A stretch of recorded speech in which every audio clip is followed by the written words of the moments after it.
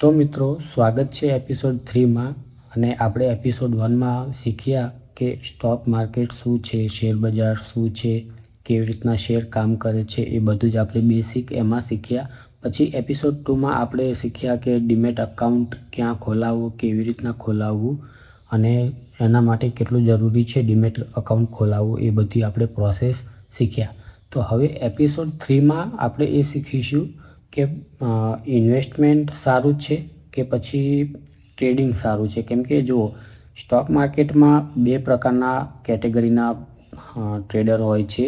જેમ કે એક ઇન્વેસ્ટમેન્ટ હોય છે અને એ લોંગ ટર્મ માટે ઇન્વેસ્ટ કરે છે. અને એક પ્રકારના જે ટ્રેડર હોય છે એ લોકો ઝડપીથી પ્રોફિટ કમાવા માંગતા હોય છે અને ઝડપીથી પ્રોફિટ કમાવીને એ લોકો એમની ટ્રેડિંગ કરીને એમાંથી એક સારું પ્રોફિટ પણ જનરેટ કરતા હોય છે. કોઈ સ્વિંગ ટ્રેડિંગ કરે છે તો પછી કોઈ ઇન્ટ્રાડે ટ્રેડિંગ કરે છે. તો આપણે બધું જ આ નવા ટ્રેડર માટે સિરીઝ ચાલુ કરી છે. તો બધું જ આમાં એકદમ સિમ્પલ વેમાંથી આપણે શીખીશું અને હું તમને સમજાવીશ કે સ્ટેપ બાય સ્ટેપ તમે જો નવા ટ્રેડર છો કે પછી ઇન્ટરમીડિયેટ છો, જેમ કે તમે 1-2 વર્ષથી ટ્રેડિંગ કરો છો પણ હજુ પણ તમે લોસમાં છો, તો તમારે પ્રોફિટેબલ કેવી રીતના બનવું અને એક સક્સેસફુલ ટ્રેડર કેવી રીતના બનવું. તો જુઓ, સૌથી પહેલાં તો શું હોય છે કે સ્ટોક માર્કેટમાં છે ને અમુક ઇન્વેસ્ટમેન્ટ કરીને પણ પૈસા કમાય છે અને અમુક લોકો ખાલી ટ્રેડિંગ કરીને ઝડપીથી પ્રોફિટ પણ કમાય છે. પણ એમાં પ્રોબ્લેમ શું છે ખબર છે? જે ઇન્ટ્રાડે ટ્રેડિંગ કરે છે અને સ્વિંગ ટ્રેડિંગ કરે છે ને, એ લોકો 90% કહેવાય છે કે ટ્રેડર જે છે એ લોસમાં છે. તો આ આખા વર્લ્ડની હું વાત કરું છું, હું ઇન્ડિયાની વાત નથી કરતો. જે ઇન્ટ્રાડે ટ્રેડિંગ અને ઓપ્શન ટ્રેડિંગ કરે છે ને, એ વર્લ્ડમાં 90% ટ્રેડર આજે લોસમાં છે. અને એ વધુ તો જે નવા ટ્રેડર છે ને એ જ લોકો આ રેશિયો ધરાવે છે, કારણ કે એ વગર શીખે કૂદી પડે છે. 2 મિનિટ 1 મિનિટની ઇન્સ્ટાગ્રામ ઉપર રીલ જોઈ લે છે અને પછી એ ઓપ્શન ટ્રેડિંગ કરવા લાગે છે. તો તમે એ ભૂલ ના કરતા, પહેલાં શીખો. કેમ કે શીખ્યા વગર તો તમે લોસ જ કરશો માર્કેટમાં. કારણ કે ઘણા બધા નવા ટ્રેડર એવા પણ છે કે યુટ્યુબમાં શોર્ટ વિડીયો જોઈને આવી જાય છે અને ટ્રેડિંગ કરવા લાગે છે. પણ એમને કોણ સમજાવે કે આમાં સાયકોલોજી કેવી હોવી જોઈએ, પછી તમારું સેટઅપ શું હોવો જોઈએ, પછી તમે ડિસિપ્લિન ફોલો કરો છો કે નથી કરતા. તો આજે આપણે એકદમ સિમ્પલ વેમાં શીખીશું કે તમે નવા ટ્રેડર છો તો તમારે શું કરવું જોઈએ. અને તમે જો 1-2 વર્ષથી ટ્રેડિંગ કરો છો પણ હજી પણ પ્રોફિટેબલ નથી, તો તમે ટ્રેડિંગ કરીને પણ એક સારી એમાંથી ઇન્કમ જનરેટ કરી શકો છો. પણ એ આખી પ્રોસેસ હોય છે, એ પ્રોસેસ તમારે ફોલો કરવાની રહેશે. તો ચાલો, આજનું ટૉપિક એ જ છે કે તમે ઇન્વેસ્ટમેન્ટ બેટર રહેશે નવા ટ્રેડર માટે કે પછી ડાયરેક્ટ ટ્રેડિંગ સ્ટાર્ટ કરી દેવાનું. તો આમાં તમારા માટે કયું સારું છે એ હું બધું જ કહીશ. ફક્ત તમે આ વિડીયોમાં એન્ડ સુધી જોજો અને તમે ડિસિઝન લઈ શકશો કે તમારે ફ્યુચરમાં ટ્રેડિંગ કરવી જોઈએ કે પછી ઇન્વેસ્ટમેન્ટ કરવું જોઈએ. બરાબર? તો ચાલો, પહેલાં તો હું અહીંયા એક ચાર્ટ લગાવી દઉં છું, કારણ કે પછી તમે જો ટ્રેડિંગ કરશો ને તો આ ચાર્ટને તમારે બહુ જ ખાસ ધ્યાન રાખીને જ જોવો પડશે. તો હું અત્યારથી ફક્ત ને ફક્ત તમે લોકો થોડા કન્ફ્યુઝ ના થઈ જાઓ ને એટલા માટે આ હું ચાર્ટ અહીંયા લગાડી દઉં છું. કારણ કે નવા ટ્રેડર ક્યારેક ચાર્ટ જોયો પણ નહીં હોય તો એમને એવું બી થશે કે આ શું છે. તો આપણે આ ચાર્ટ ઉપર જ થોડુંક સમજીશું અને શીખીશું. કારણ કે હું ચાર્ટથી તમને થોડુંક એમ કે ફેસ સામે તમારે ચાર્ટ આવશે તો તમને ખબર પડે કે આને ચાર્ટ કહેવાય છે. બરાબર? તો ચાલો, હું ચાર્ટ લગાડી દીધો. હવે તો જુઓ, પહેલાં ઇન્વેસ્ટમેન્ટ આપણે સમજી લઈએ. બરાબર? ઇન્વેસ્ટમેન્ટ માટે શું કરવું જોઈએ? તમારે એક સારી કંપનીમાં લાંબા સમય સુધી પૈસા રોકી રાખવાના હોય છે. એક્ઝામ્પલ તરીકે તમે જુઓ, 10,000 કોઈ સારી કંપનીમાં ઇન્વેસ્ટ કરો છો અને 5 થી 7 વર્ષ માટે એમાં હોલ્ડ કરો છો, તો તમે એમાં એક સારું પ્રોફિટ જનરેટ કરો છો. 5 વર્ષ બી લાગે અને 10 વર્ષ બી લાગે. શોર્ટ ટર્મમાં એમાં શું થાય છે કે ઘણા અપડાઉન આવશે તો પણ એ તમારે ઇગ્નોર કરવા માટે છે. કારણ કે લોંગ ટર્મમાં તો શું ગ્રોથ પર ફોકસ કરવો જોઈએ. અને આ અપ્રોચ એકદમ સ્લો જ લાગે પણ પાવરફુલ હોય છે. બહુ જ મજા આવે છે ઇન્વેસ્ટમેન્ટમાં તમને. હવે ઘણા લોકો શું કરે છે, 10,000 ઇન્વેસ્ટ કરે, બરાબર, એક્ઝામ્પલ તરીકે, પછી 1 લાખ બનાવે બી છે. પણ આ સિક્રેટ શું છે?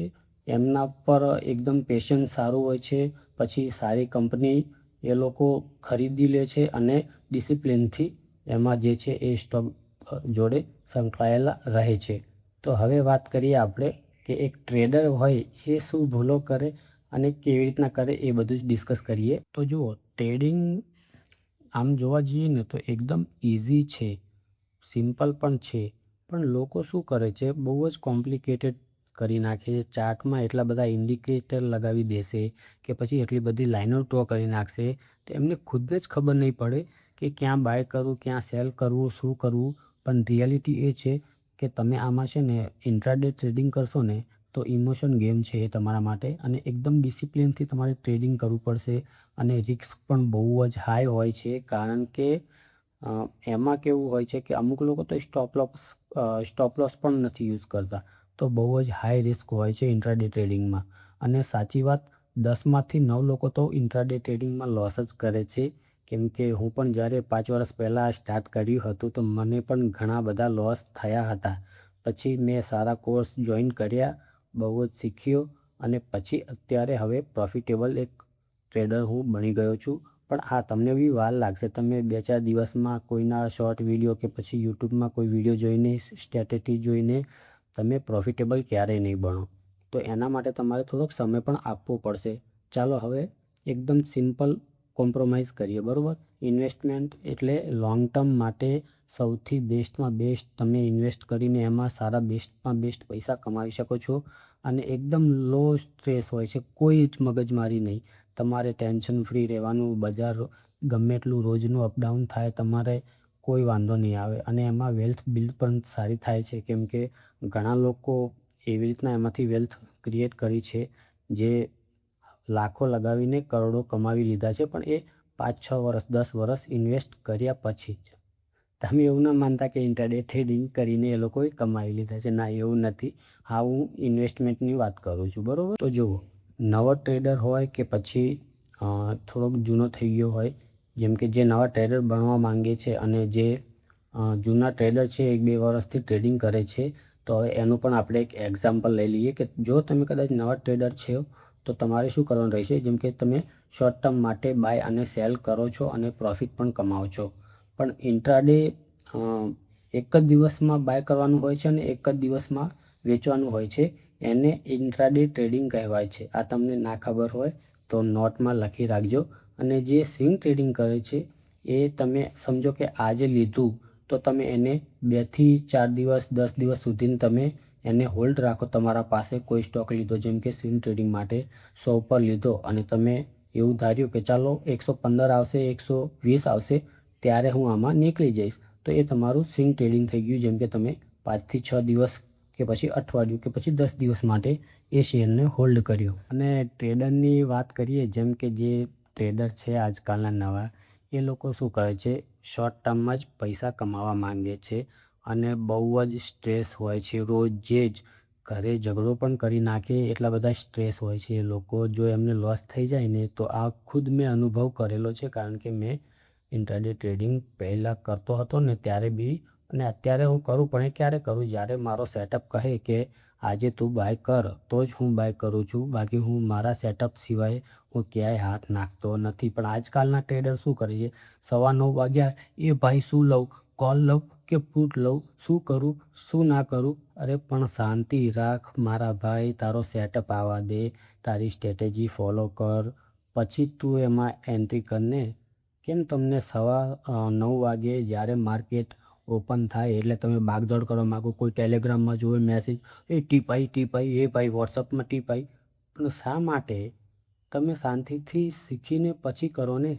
એટલે તો 90% ટ્રેડર લોસમાં છે. જે નવા છે ને એ જ છે. જે પ્રો ટ્રેડર છે એ ક્યારેય આવી રીતના ઘાઈ કરતા પણ નથી. એમના સેટઅપ આવવાનો એ રાહ જોવે છે અને પછી જ એ લોકો એમની એન્ટ્રી કરે છે. તો જ એટલે એ લોકો પ્રોફિટેબલ ટ્રેડર બને છે. તો વિડીયોમાં એન્ડ સુધી રહેજો. હું બધું જ તમને સ્ટેપ બાય સ્ટેપ શીખવાડીશ અને તમને એક પ્રો ટ્રેડર બનાવીને જ રહીશ. કેમ કે જે નવા ટ્રેડર છે, બિગિનર છે, એ સૌથી મોટી મિસ્ટેક શું કરે છે ખબર છે? ડાયરેક્ટ ટ્રેડિંગમાં જમ્પ કરે છે. કેમ કે મેં પણ આવું જ કર્યું હતું, કારણ કે મને બહુ સ્ટોક માર્કેટનું ખબર પડતી પણ નથી અને મેં ડાયરેક્ટ પછી ટ્રેડિંગ પણ ચાલુ કરી દીધી હતી લોકોના યુટ્યુબમાં જોઈને. અને મેં એના લોસ કર્યા છે. મેં એનું કારણ પણ તમને કહીશ ક્યારેક, જ્યારે એક વિડીયો એના ઉપર બનાવીશું આપણે કે હું કેવી રીતના લોસ કર્યા હતા. તો એ લોકોને કેવું કે ઝડપી પૈસા બનાવવાના હોય એટલે એ લોકો એ જ રાસ્તો અપનાવે, ટ્રેડિંગ કરવાનું. કેમ કે અત્યારે લોંગ ટર્મ માટે કોઈ લોકોને ઇન્વેસ્ટમેન્ટ કરવું જ નથી. પણ રિઝલ્ટ શું થાય છે ખબર છે? એ લોકોને લોસ ઘણું બધું થાય છે, ફ્રસ્ટ્રેટ થાય છે, અને માર્કેટથી પછી એ લોકો ક્યારેય એ માર્કેટ સામું જોતા પણ નથી, માર્કેટમાંથી બહાર નીકળી જાય છે. તો હંમેશા એક વાત ધ્યાન રાખજો કે શીખીને જ કરજો. જો શીખ્યા વગર કરશો તો ઇન્ટ્રાડે ટ્રેડિંગ અને ઓપ્શન ટ્રેડિંગમાં તમને બહુ જ નુકસાન થશે. જો તમે નવા છો ને તો સૌથી પહેલાં તમે છે ને ઇન્વેસ્ટમેન્ટ સ્ટાર્ટ કરો. જેમ કે 6 મહિના 1 વર્ષ સુધી તમે આરામથી એમાં નોલેજ બિલ્ડ કરો, પછી પેશન્સ રાખવાનું શીખો, પછી નાની એક મૂડીથી ચાલુ કરો. જેમ કે 10,000 ઇન્વેસ્ટ કરો, પછી 10,000થી સ્વિંગ ટ્રેડિંગ સ્ટાર્ટ કરો. હંમેશા એટલું ધ્યાન રાખજો કે તમે માર્કેટમાં પહેલીવાર 5 લાખ કે 1 લાખ કે 10 લાખ લઈને આવશો ને તો એ બધા જ તમે માર્કેટને આપીને જતા રહેશો અને ઝીરો તમારા પાસે પછી વધશે.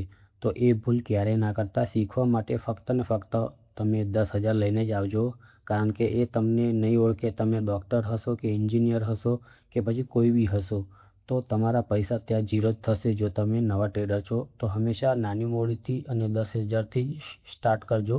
આ જ મારું તમારા માટે સજેશન રહેશે, બરાબર? તો હવે તમે સમજી ગયા હશો કે ઇન્વેસ્ટમેન્ટ અને ટ્રેડિંગમાં ડિફરન્સ શું છે. પણ હા, નેક્સ્ટ બિગેસ્ટ સ્ટેપ જે છે એ છે ડીમેટ અકાઉન્ટ ખોલાવી દીધા પછી આપણે ડાયરેક્ટ ટ્રેડિંગ સ્ટાર્ટ નથી કરી દેવાની, બરાબર? કારણ કે એમાં પણ અમુક વાર કેવું હોય છે કે ટ્રેન્ડ હોય છે. જેમ કે એમાં 3 પ્રકારના ટ્રેન્ડ આવે છે. અપ ટ્રેન્ડ હોય છે, પછી ડાઉન ટ્રેન્ડ હોય છે, પછી સાઇડવેઝ બી હોય છે. તો ક્યારે ટ્રેડ ના કરવું એ પણ આપણા માટે એક બેનિફિટ જ કહેવાય. તો ચાલો, વિડીયો ગમ્યો હોય તો વિડીયોને લાઈક કરજો, કારણ કે આવા વિડીયો તમને ભાગ્યે જ કોક બનાવીને આપશે. અને આ સિરીઝને જારી રાખીશું આપણે આગળ, તો કમેન્ટ પણ જરૂરથી કરી દેજો. અને હા, જો ચેનલ પર નવા હો તો ચેનલને સબસ્ક્રાઈબ તો કરી જ દેજો, કારણ કે આ એપિસોડ પછી બીજા એપિસોડ જે આવશે તો એ તમારાથી મિસ પણ થઈ શકે જો તમે ચેનલને સબસ્ક્રાઈબ નહીં કરો તો કમેન્ટ જરૂરથી કરજો કે વિડીયો તમને શું આ હેલ્પફુલ થયો કે ના થયો.